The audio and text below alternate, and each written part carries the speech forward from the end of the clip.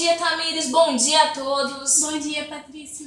Bom, hoje no nosso bate-papo iremos falar de um assunto muito importante, o pré-modernismo no Brasil. E estão presentes aqui conosco a professora de língua portuguesa, Wendela, e a historiadora Cícera. E você que está nos acompanhando pode nos enviar suas dúvidas ou perguntas por meio de vídeo ou mensagem pelo nosso site www.batepapo.com.br. Bom, antes de mais nada, professora, o que seria o pré-modernismo? Primeiramente, bom dia a todos.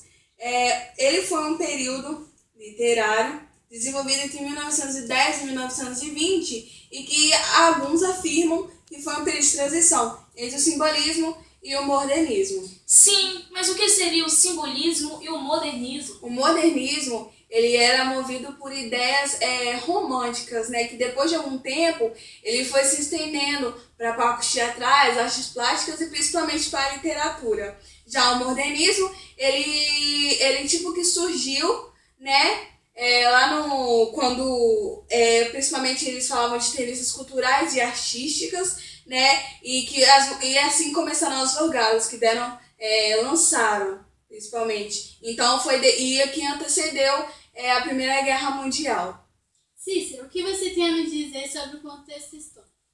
Bom, no contexto histórico daquela época, foca muito no fundamento da República no Brasil.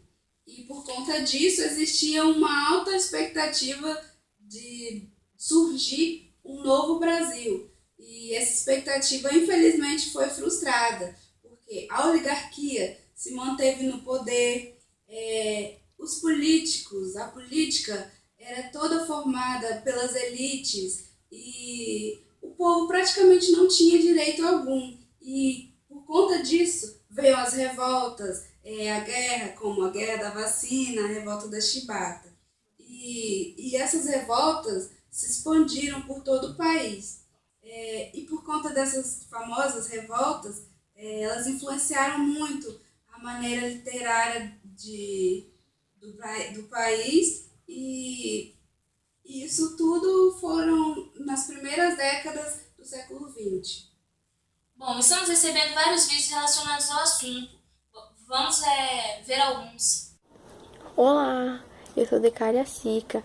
Enquanto a historiadora explicava, tive uma dúvida. Ela falou sobre continuidade da desigualdade.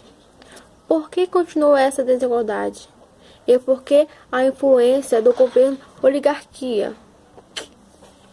Respondendo à pergunta da internauta, na época do governo oligárquico, apenas São Paulo e Minas Gerais governavam o país. Foi a famosa política de café com leite. Os outros estados eram excluídos e havia muita, mas muita mesmo corrupção. E um exemplo muito importante dessa corrupção era a maneira como as eleições eram feitas. Por exemplo, não podiam votar mulheres, analfabetos, militares e pessoas de baixa patente. E pode-se dizer que praticamente não existia democracia naquela época. Quais os temas que os escritores desse movimento abordavam em suas obras? De acordo com o seu contexto, como a historiadora mesmo disse, se tratava muito da desigualdade, da pobreza, dos conflitos que até então existiam naquela época. Um dos principais autores que retratava e muito bem essas situações foi Euclides da Cunha e Lima Barreto. E as características?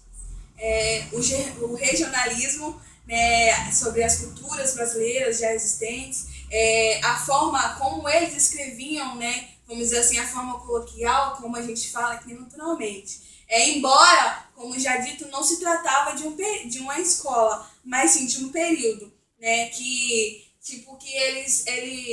eles tinham o seu próprio estilo de criar os seus poemas, tinham os temas, né, e os seus temas de destaque. Temos uma pergunta, dessa vez da Rose. Vamos ver. Oi, sou Rose e eu queria saber algumas principais obras dos seus escritores.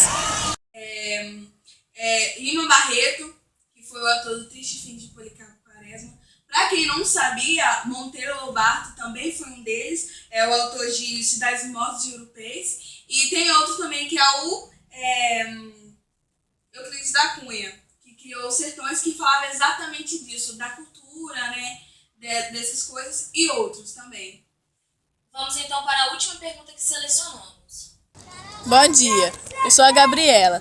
Tenho uma pergunta para fazer. Que coisas foram surgidas e que vemos até hoje? O lançamento da primeira gravação feita por Xisto Bahia foi nessa época. Vários ritmos também foi criado nessa época, como machixe, toada, serenata. O tempo em que o Rio de Janeiro começava a ver o crescimento do carnaval e principalmente foi o surgimento do samba na versão que a gente conhece hoje, né? A versão mais recente. Bom, chegamos no final de mais um bate-papo. Obrigada a todos que participaram mandando vídeos e perguntas. Obrigada também a Cícera e a Wendela. Até a próxima!